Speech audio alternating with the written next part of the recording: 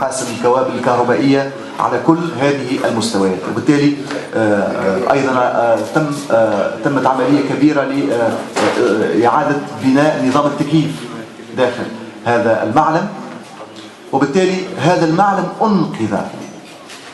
أنقذ من التلاشي وأنقذ من الضياع.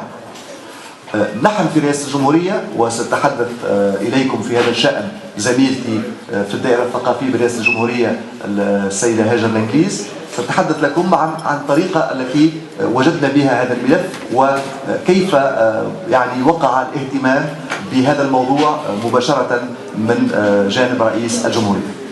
أولا سياسيا نحن نعتبر أن هذا المعلم هو أقل ما يمكن أن نفعله في تونس بعد الثورة من أجل مصالحة التونسيين مع تاريخه. الزعيم بورقيبة هو أول رئيس للجمهورية التونسية، وهذا ما يفسر الجانب الأول من اهتمام رئاسة الجمهورية بهذا المعنى. لا أحد ينكر أن الزعيم بورقيبة هو الذي كان أول رئيس الجمهورية التونسية منذ 25 جويلية 1957 تاريخ إعلان النظام الجمهوري.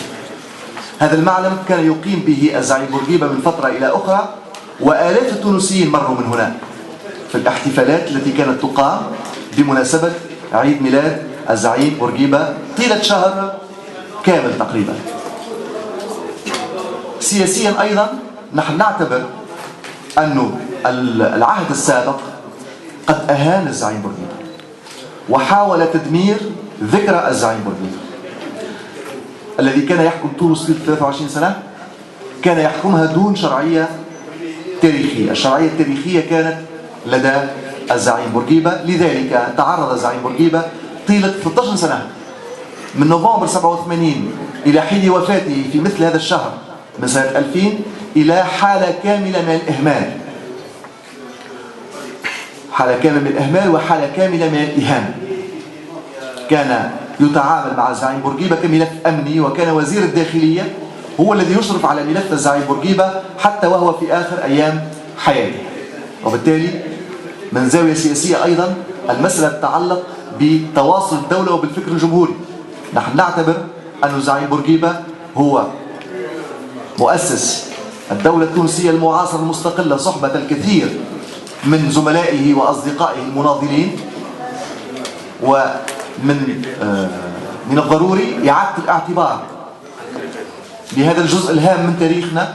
حوالي 3 عقود تأسست فيها الدولة التونسية المستقلة، وأيضا أن نقطع مع عادة سيئة، وهو أن الذي يأتي يلعن الذي قبله. وحتى نص التأبين وبلاغ الديوان السياسي لم يكن ناقصا فيه إلا التاريخ. يعني توفي صباح اليوم متروك فراغ ويبقى فيه النص.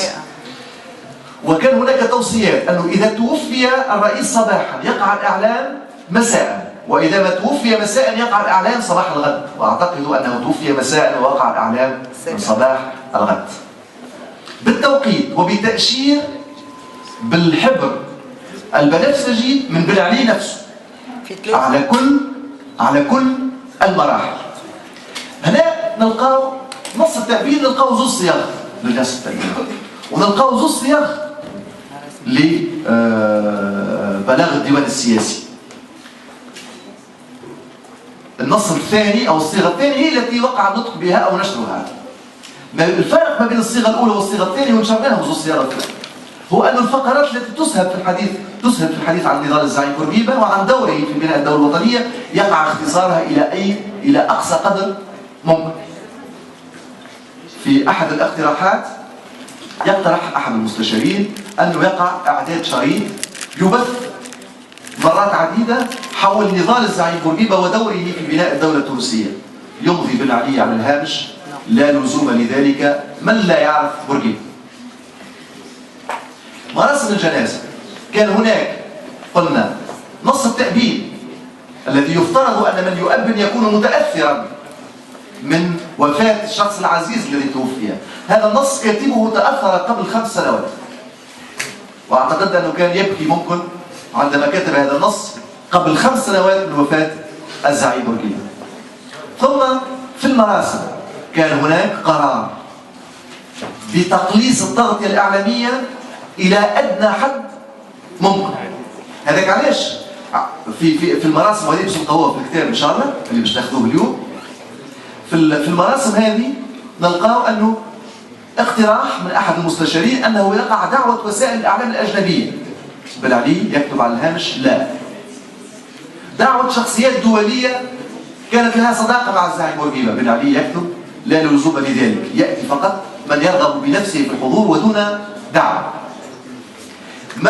ما عاشه الكثير من الحاضرين هنا عندما شاهدوا غياب التغطية للجنازة كان أمرا مخططا له وأمرا مقررا بصفة قبلية من بن علي نفسه، الذي كان يتابع هذا الملف يوميا وكلما دعت الحاجة.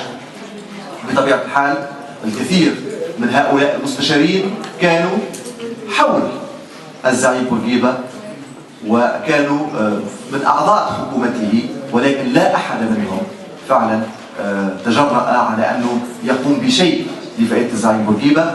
نحن هذا الكتاب الرسائل الموجودة فيه هي رسائل في هذا الإطار.